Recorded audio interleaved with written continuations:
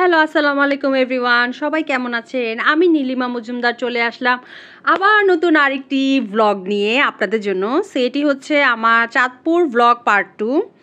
জি, আজকে চলে যাব চাঁদপুর ডাকাতিয়া নদীর পাড়ে আপনাদের জন্য। তো দেখতেই পাচ্ছেন চলে আসলাম চাঁদপুর, আমার প্রাণপ্রিয় শহরের সুন্দর সুন্দর জায়গাগুলোর মধ্যে অন্যতম একটি জায়গা ডাকাতিয়া নদীর পাড়। সেইখানে আপনারা দেখতেই পাচ্ছেন কত সুন্দর আমাদের ডাকাতিয়া নদীর এই পাড়টি। যদিও ছোট হয়ে গিয়েছে, কিন্তু আগে আরও বড় ছিল, তখন আরও সুন্দর ছিল। সো এখানে আরেকটি ব্রিজ ছিল, এটাকে বলে ডাকাতিয়া ব্রিজ। সো যারাই এখানে বেড়াতে আসে তারা অবশ্যই ব্রিজের উপর আসে। যদিও ব্রিজে বেড়ানোর কিছু নেই, বা একটি ব্রিজে দেখার কিছু নেই, তারপরও এখানে ব্রিজটি এত সুন্দর আর এত লম্বা, এত বড়, আর এত সুন্দর একটা জায়গায় অবস্থিত ব্রিজটি, যার কারণে ব্রিজের উপরে উঠে এত সুন্দর বাতাস। সবাই মানে এই বাতাস খাওয়ার জন্য মূলত এই ব্রিজে উঠে, কেননা চারিদিক একদম খোলামেলা। নদীর পানির যে একটি বাতাস, নদীর যে সুন্দর একটি মনোরম, মনোমুগ্ধকর একটি স্নিগ্ধ পরিবেশ, এই পরিবেশটি মনে হয় না আপনি আরও কোনো কোথাও ঢাকার ব্রিজের মধ্যে পাবেন। সো যাই হোক, আমি এখানে চলে আসলাম ব্রিজের উপর ফুচকা খেতে, কারণ আমি অনেকদিন ধরে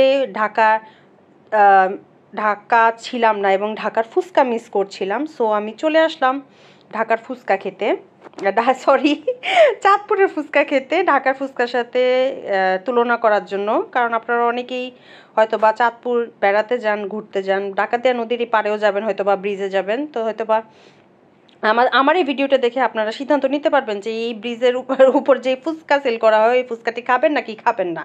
তো যাই হোক, এখানে অনেক ধরনের ফুচকা সেল হচ্ছিল, নাগা ফুচকা, রেগুলার ফুচকা, দই ফুচকা। সো আমরা যেহেতু 3 জন ছিলাম, আমি আর আমার 2 জন রিলেটিভ, আমি একটি নাগা ফুচকা নিলাম আমার জন্য, as I am a spicy lover, আর একটি রেগুলার ফুচকা নিলাম। সো যাই হোক, সো আপনারা দেখতেই পাচ্ছেন আমার ফুচকা চলে এসেছে। সো আমার ফুচকা কেমন ছিল? সো আমার এক্সপেকটেশনের খুবই বাইরে ছিল, খুবই বাজে ছিল ফুচকা। আপনারা যারা এখানে যাবেন প্লিজ কেউ ফুচকা খাবেন না। মজা তো পাবেনই না, বরঞ্চ উল্টা আর আপনাদের পেট খারাপ হয়ে যাবে। যাই হোক, ফুচকা খেয়েই চলে আসলাম এই সুন্দর দিয়ার, অনেক অনেক সুন্দর, চাঁদপুরের সবচেয়ে সুন্দর, মানে ওয়ান অফ দ্য বেস্ট বলবো না, দি বেস্ট বাড়িতে ঘুরতে।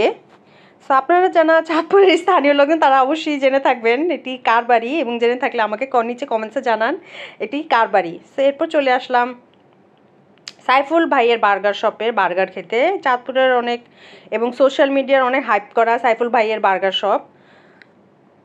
সো আমরা এখানে 2টো বার্গার নিলাম, তারপর আমরা একটি স্পেশাল পাস্তা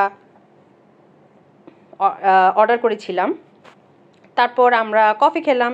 সো আমার কাছে বার্গার পাস্তাটা অ্যাভারেজ লেগেছে, not so up to the mark, কিন্তু কফিটা খুবই মজা ছিল। কফি সাইফুল ভাইয়ের বার্গারে ছিল না, কফি ছিল অন্য পাশের একটি দোকানের।